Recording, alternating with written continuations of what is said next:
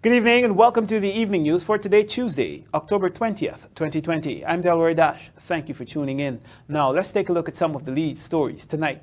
Guyana on high alert as potential oil spill threatens Caribbean Sea. Coalition's elections petition lack merit, likely to be dismissed, says Attorney General. Government allocates $2 million to each municipality to pay workers. Regional leaders unite to tackle issues of abuse, sexual rights among adolescents, and Janet Jagan hailed as champion of freedom and democracy as commemorative stamp lodged in honor of our 100th birth anniversary. And now for the news in detail. Guyanese officials are on high alert as a tanker with 1.3 million barrels of crude oil is sinking in the Gulf of Paria between Venezuela and Trinidad and Tobago. The situation can lead to a massive oil spill in the Caribbean Sea, which can have devastating impacts on countries in the region. Here's Davina Samaru with our lead story tonight. We are here today, October the 16th. You can see the tilt on the vessel. That is looking like more like a 25-degree tilt. It looks like it's held together with the anchor chains, and that's why it's not flipping. But we don't know how strong the chains are. We know that the vessel is full of crude oil. We know that nothing has been done. We have risked our lives to come out here to collect this information, to share to the public. The sinking tanker is captured by Gary Aboud, the corporate secretary of the Trinidad and Tobago-based organization, Fishermen and Friends of the Sea. You can see for yourself, we're not imagining it. These are not false images. No one is doing anything. And you can see that it's held together by the anchor chain, and that's not enough. If something goes on, if we have bad weather, there are a number of circumstances that could cause the vessel to flip, and there'll be no recourse. This requires national emergency.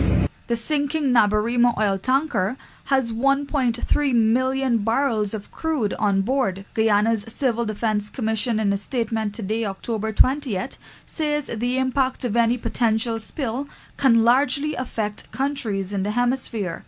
The CDC, along with the Caribbean Disaster Emergency Management Authority, are closely monitoring the situation. CDC's Director General Kester Craig told the Evening News that unconfirmed reports suggest that authorities in Trinidad have deployed a vessel with the aim of offloading the barrels of oil from the sinking tanker. Current preliminary data, including projections for tides and wind direction, suggests that Guyana will not be severely impacted in the event of a spill.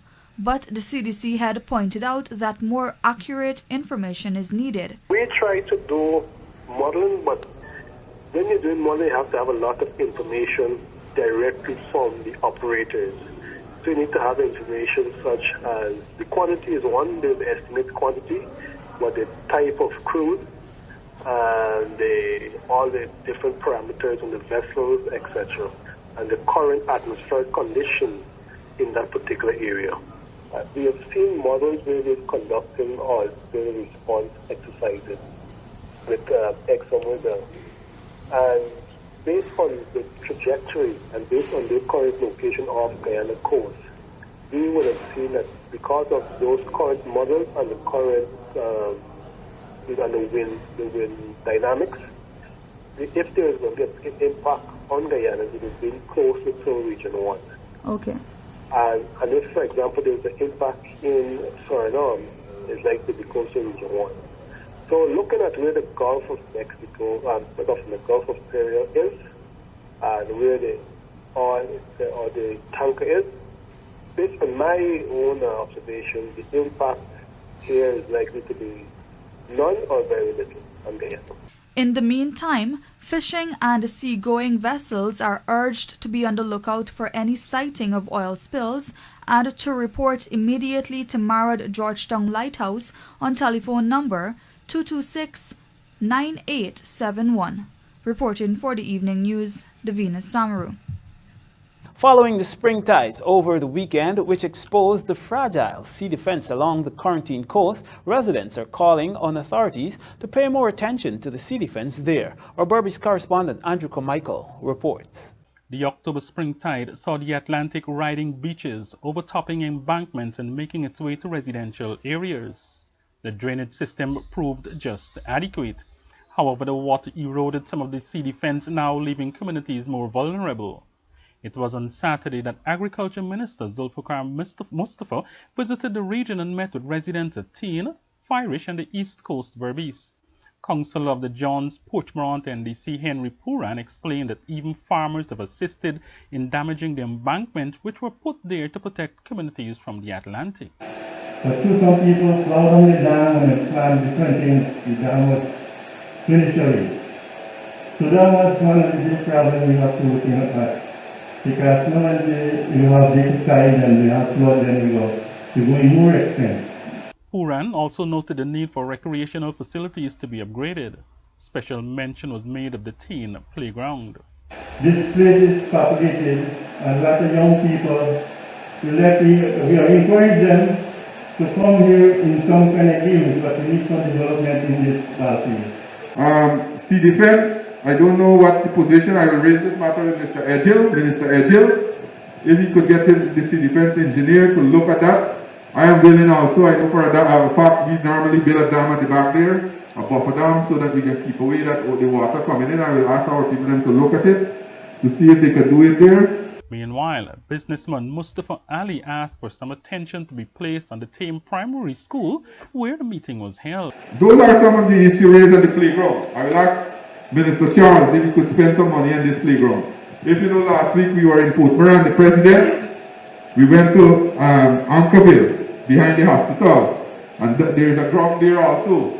So the president has pledged close to about $8 million to develop that ground behind the hospital. So we are working to develop these grounds. I will ask Minister Charles if his ministry could do something here and visit the community at Tail here so that we can look and develop this Tail ground here too.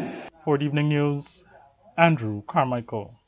We now tell you that Attorney General Anil Nandlal is confident that the 2 election petitions filed by the APNU-AFC coalition will be dismissed because they lack merit. The case management conference of the petitions comes up on October 22 before Chief Justice Acting Roxanne George. Nandlal told reporters this morning that he is hopeful for a quick hearing and determination of the matter. Here's a look. I have examined the petitions, and in my view they lack merit. The first one, in my view, deals with a whole host of issues that have already been determined. For example, the constitutionality of the recount order, the constitutionality of Section 22 of the Election Laws Amendment Act are issues that the courts have already conclusively pronounced upon. And in my view, they ought not to be relitigated. And at the appropriate time, the appropriate application will be made to the court. In terms of the other petition, it relates to the allegations that we are all familiar with. And those are the allegations that were made during the recount, that there were multiple voting and ghost voting and voter impersonation, and that some of the statutory documents were missing. All those issues were taken into account, and the actual ballot counted, and that is what constituted the results. So I am confident that the petitions will be dismissed, and hopefully they are heard and determined quickly and dismissed and disposed of. Following a letter to the press by former Finance Minister Winston Jordan and comments by Opposition Leader Joseph Harmon on the developmental agenda of Guyana, Minister Juan Edghill has made it clear that the APNU-AFC is not qualified to dictate the developmental pace of the country. Find out more in this report. Speaking to the Evening News via telephone on Monday, Public Works Minister Juan Edghill, who has some responsibilities for finance, related that it is not surprising that elements of the Partnership for National Unity Alliance for Change, APNU-AFC coalition, would seek to criticize the government for bringing investments to Guyana. Edgell was at the time responding to a letter written by former Finance Minister Winston Jordan and endorsed by opposition leader Joseph Harmon, claiming that the People's Progressive Party civic government and the private sector should tread carefully with deals struck with the U.S. Development Bank International Development Finance Corporation. IDFC head Adam Bowler recently led an investment mission to Guyana, where he affirmed that while the U.S. would be supporting American companies here to engage in massive infrastructural projects, support would similarly be provided to Guyanese companies as well. We will continue to explore possibilities with all of our developmental partners to ensure that Guyanese get the benefits they deserve. No one of the likes of Winston Jordan or the visionless bunch or the visionless band of the APNU AFC will dictate the pace of Guyana's development. They have already been rejected by the electorate. Edgell pointed out that the APNU-AFC spent over 5 years in office and presented budgets totaling over $1.3 trillion, but has nothing tangible to present to the Guyanese people. We are determined to prosper Guyana for all Guyanese. We will enter into the best deals with the best terms that will bring about that will have the best result in the best interest of all Guyanese. So whether it's America, Canada, UK, the European Union, China, India, Brazil, or any of our partners, we will work with them to ensure we get the best deals. Opposition leader Joseph Harmon, at a press conference on Monday, said that while they welcome the over $60 billion investment available to Guyana from the U.S., they were also urging the government and private sector to tread carefully. We, the Guyanese people, learned that this was one of the agreements signed by the PPP regime and the Secretary of State of the United States, Mr. Pompeo, on his recent visit to Guyana. Mr. Jordan emphasizes that there is need for prudence and probity in the conduct of our financial affairs going forward, so as not to reverse the hard-won gains in this area. Both the government and the private sector are advised to tread carefully. Reporting for the Evening News, Lekram Baguret. As COVID-19 continues to affect operations and revenue streams for various entities in Guyana, the government has taken the decision to release funds so that each municipality can pay their workers. Rupus Unarain has the details. Minister of Local Government and Regional Development Nigel Darmlal explained that a sum of $2 million will be allocated to each municipality. He noted that while these local organs generate their own revenues, this has been affected by the current COVID-19 pandemic. We recognize that municipalities have been affected. Their revenue collection has been affected because of COVID. Many of them have been unable to garner market fees and other fees. And so the government took a decision over a week ago to release funds in support of the expenditure incurred by municipalities to pay staff in this specific case. Each municipality will receive $2 million Guyana dollars. The cabinet has made that decision. The minister said these monies should be used to pay employees. On another note, he said government has written the Auditor General to launch an audit in Mabaruma where financial irregularities have been unearthed.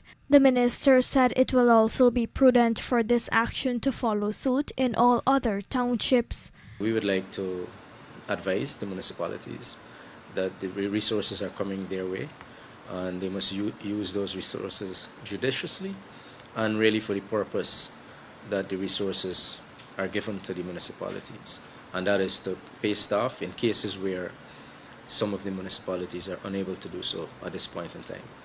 We have a situation in Region 2, Anna Regina Township, the only town in Region 2, and staff went to the extent of launching a protest. We would like to encourage them and implore upon them to remain calm, that we will help, the government will help, and at the same time I think that it is prudent for us to launch audits across all of the municipalities. As a matter of fact, We have already written to the Auditor General to launch an audit in Mabaruma because there are serious financial irregularities, as we are aware, in the township of Mabaruma. The Georgetown municipality within the years 2015 and 2019 would have garnered over $12 billion in revenue. Despite this, the entity remains cash-strapped. Rupa Sinarain, The Evening News. A total of 3,796 cases of COVID-19 has been detected in Guyana after 31 positives were detected on Tuesday. Presently, there are 927 active cases. Here's more. On its daily dashboard today, the Health Ministry announced that Guyana has recorded 31 new cases of COVID-19, which takes the total cases recorded to date to 3,796. The death toll remained at 114. There are 14 persons in the intensive care unit, along with 67 persons in institutional isolation, 805 on home isolation, and 41 in institutional quarantine. The total recovered cases has moved to 2,796. As it stands, some 2,004 males contracted the virus when compared to 1,792 females. Health Minister Dr. Frank Anthony on Tuesday noted that the country received approximately 35 ventilators through the Government of India and the Pan American Health Organization.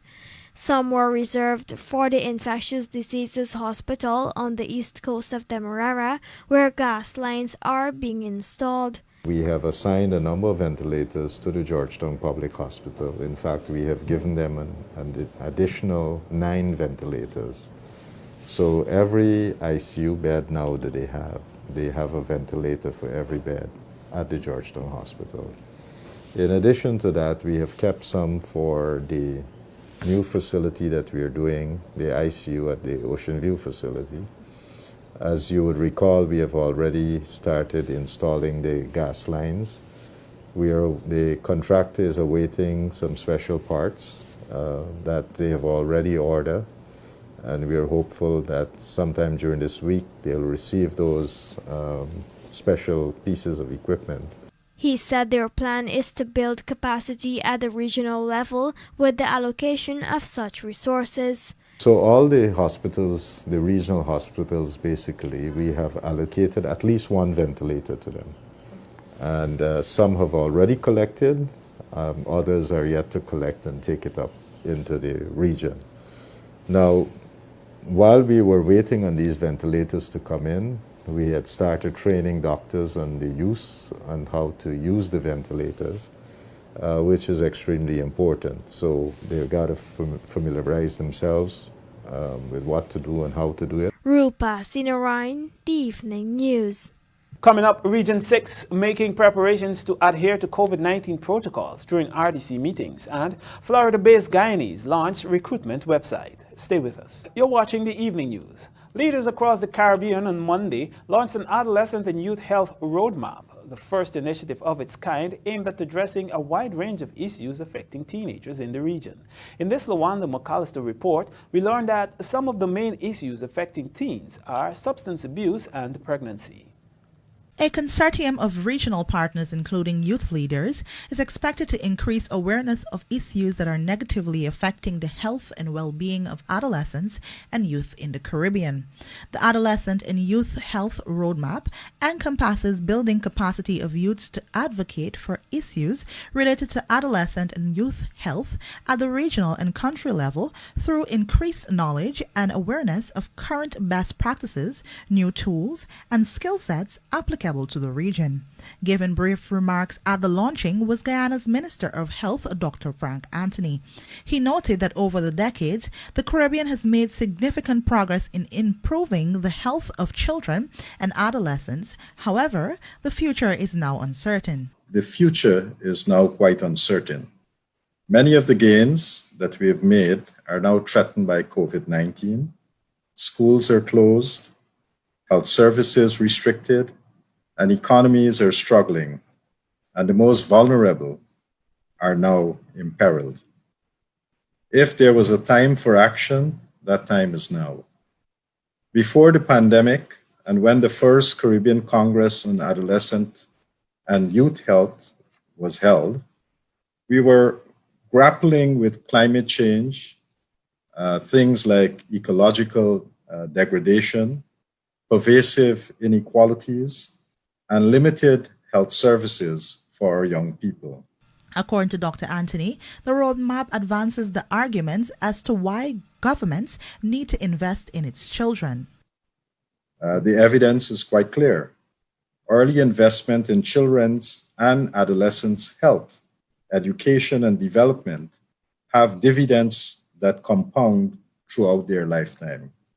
These dividends also accrue to their future children and to our society. Successful societies have continuously invested in their young people and they protect their rights, and this have created a virtuous cycle that has led to a more progressive, stable, and prosperous society. Some of the critical areas that were identified include mental health, substance abuse, violence and injury, sexual and reproductive rights, nutrition and physical activity, and climate change and the environment. Reporting for the Evening News, I am Luanda McAllister. The quick response by the Guyana Fire Service averted a potentially catastrophic situation at Midtown Hotel, Restaurant and Bar located at 176 Middle Street, Georgetown, after a fire erupted late Monday afternoon. Shamar Allen was there and filed this report. According to information received, the fire started at about 17:30 hours on Monday in one of the rooms in the upper flat of the three-story building, which houses the Midtown Hotel, Restaurant and Bar. The Evening News understands that a security guard on duty at a nearby business observed smoke emanating from the upper flat of the building and immediately summoned the Guyana Fire Service. My wife's business, Video Omega, is in the middle floor, and they have cameras in the middle floor. The fire commenced in the upper floor, which is the third floor. We do not have any cameras on the third floor. Fire Chief Marlon Gentle, who was at the scene, stated that tenders, along with the firemen, responded promptly and managed to extinguish the blaze before it escalated. We have just treated with a false alarm fire at the old sidewalk, or what's called Midtown Cafe and Bar. The fire was in the upper floor. So far, there are damages to about 4 rooms and some parts of the ceiling. Fire is still being treated because there's still a lot of smoke and we are ventilating. The units from Alberton and Central responded. They got there in about 4 to 5 minutes. They met the conditions and they were able to save this building. We still don't know what has caused this fire, but we are working along now with the police to ensure that we are doing our investigation. Meanwhile, sources within the fire department told this newscast that the doors to the room where the fire began were shut, while beds were placed against the walls. The Evening News was also informed that toilet paper holdings were found with flammable devices, but the Guyana Fire Service is continuing the investigations.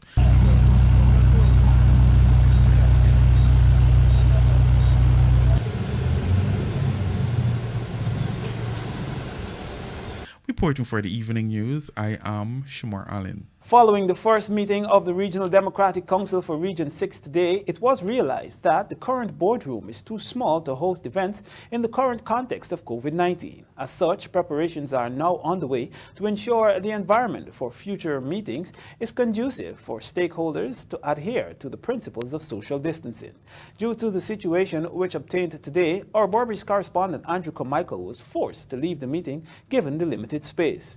Here's that report. Even before the pandemic, the boardroom situated at the Regional Democratic Council building in New Amsterdam was considered clustered whenever there was a meeting. Today, the RDC hosted its first meeting with the new councillors. At the meeting were also program heads and technical staff. At the end of the meeting, 39 persons along with 10 reporters were seen coming out of the boardroom. Lead councillor of the APNU AFC, Shirley Scott Richardson, said she raised the issue of social distancing after she entered the boardroom. The meeting was still allowed in a space that wasn't conducive, more so because it was on the backdrop of the measures that should have been taken for the COVID-19. It was blatantly ignored, and a simple excuse was given that the next meeting we would be able to have a better system in place. Regional Chairman David Armagon explained that arrangements are now being made to have the boardroom extended for the next meeting. We recognize that the situation was not conducive, that's why I held the meeting. Within about 3/4 hour, I was able to finish the meeting, and I asked too that they space out a little bit so that we didn't get the maximum space, but at least they were able to move a little bit separate from each other. But that's not going to happen again, because that's why we're looking now to see how best we can deal with this situation. We received a notice 72 hours ago indicating to us that the meeting will be convened at the RDC. I'm fully aware that the persons that are managing this RDC understands the parameters of the RDC and the seating capacity, and yet still we moved ahead and entertain a meeting, putting our councillors and other personnel at risk. And this is very, very disturbing for a first meeting. Today we dealt mostly with the formation of committees, making sure that all the committees are in place and they are now put to work. And some other issues came out with regards to the distribution of the COVID-19 25,000 relief. There are some people from the opposition complained that we were discriminating against some persons, but there was no evidence to prove that. And we have 1 or 2 cases where we will have to go back to and look at it that some persons raised. But basically, it was actually a meeting basically to organize the RDC to begin work as from this week. For the Evening News, Andrew Carmichael. Education Minister Priya Manikchand has revealed that all reviews done by the Caribbean Examination Council for the Caribbean Secondary Education Certificate and the Caribbean Advanced Proficiency exams have been free of charge for Guyana. Her announcement came after CXC said it will be slashing the review fees from US $30 to US $15. Lekram Bagirat reports. We made contact with all our schools that sat the CXC exams and inquired into what they wanted reviewed, and we requested that accordingly. Minister of Education Priya Manikchand.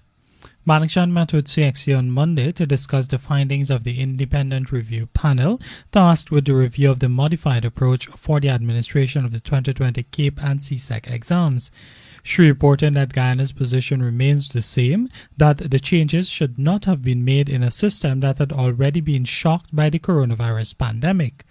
She added that the variance between the expected performances at the examination and the results delivered by CXC remains the core of the discussions. The minister noted that the administration would have asked CXC to be detailed in how they marked the exams, the weight of the subjects, as well as what is required of the teachers when grading school-based assessments.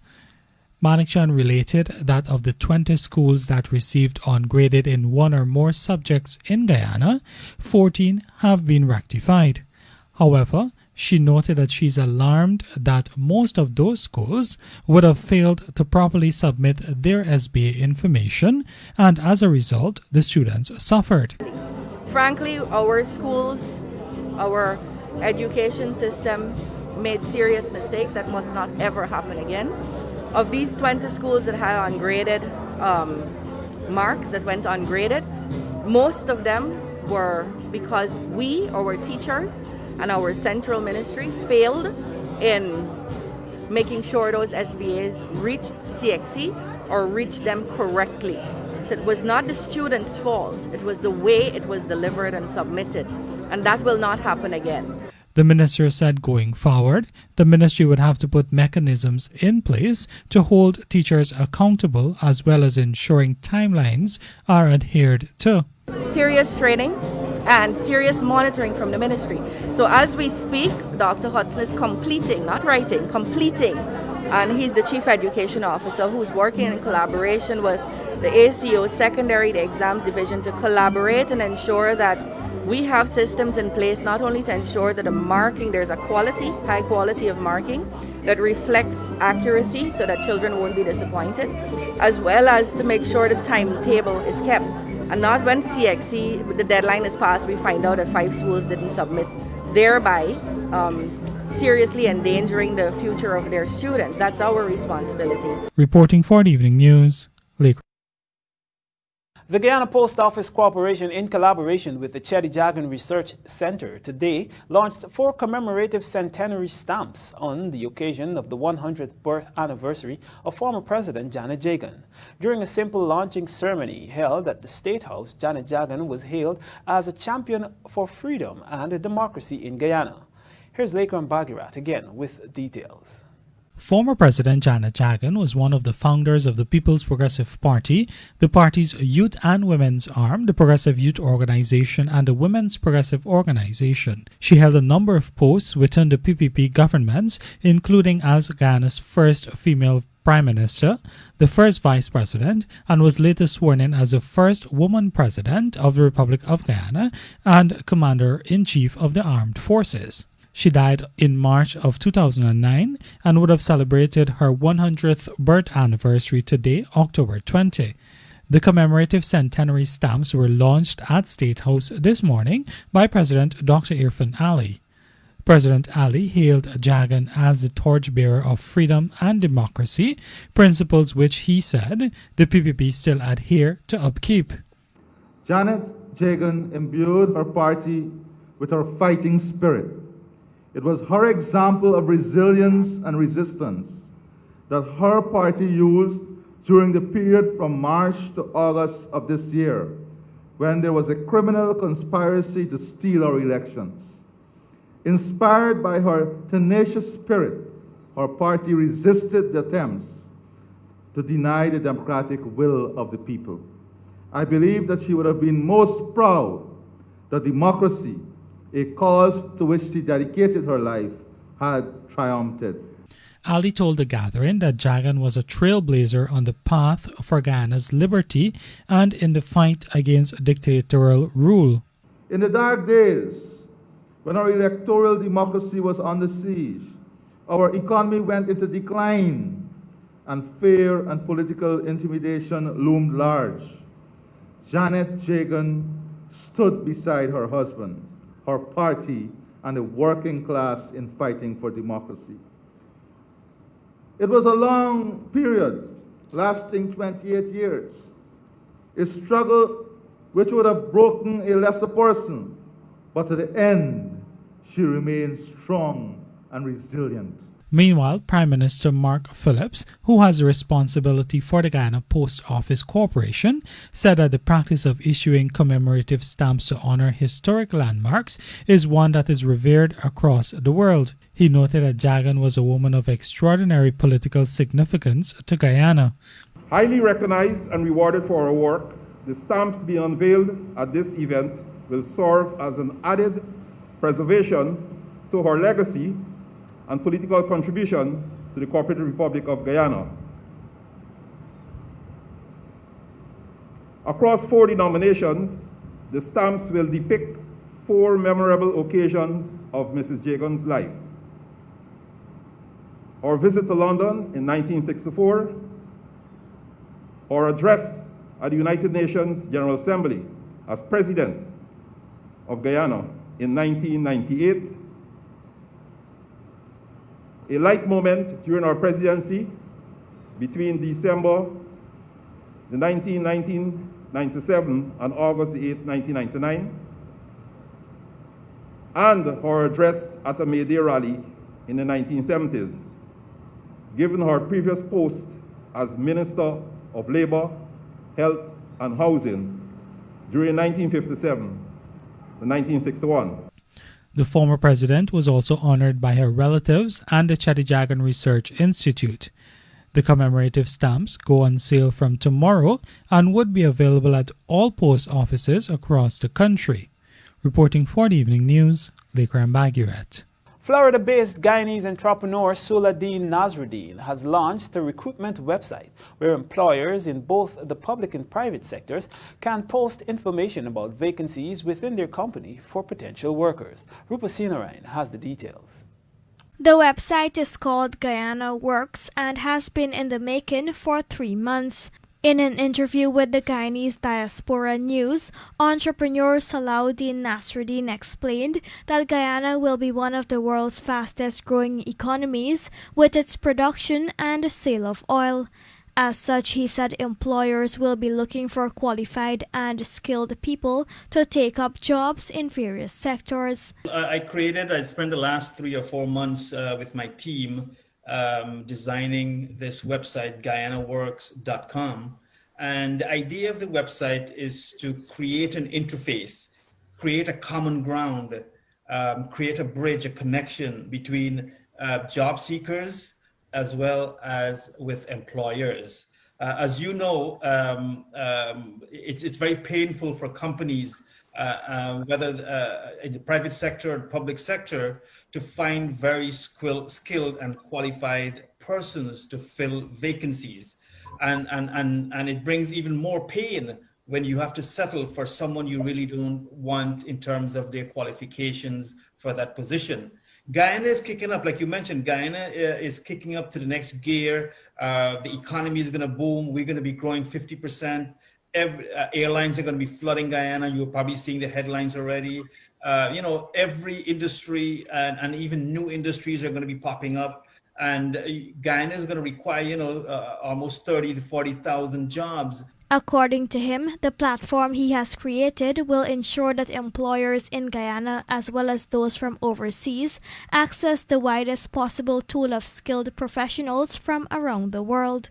The entrepreneur disclosed that since the launch of his website about 2 weeks ago, the response so far has been incredible. He said that there are already hundreds of resumes on the website. He, however, is still waiting on companies to publish vacancies. Guyana Works is free to anyone who wants to sign up and post their resume, search for jobs, and apply for jobs. The website will guarantee that job seekers and employers meet to push the country's economy forward. Those in the diaspora are already excited about this new initiative. Rupa Sinarayan, The Evening News. We'll now take a look at the local stock exchange market. Compliments of Gasky.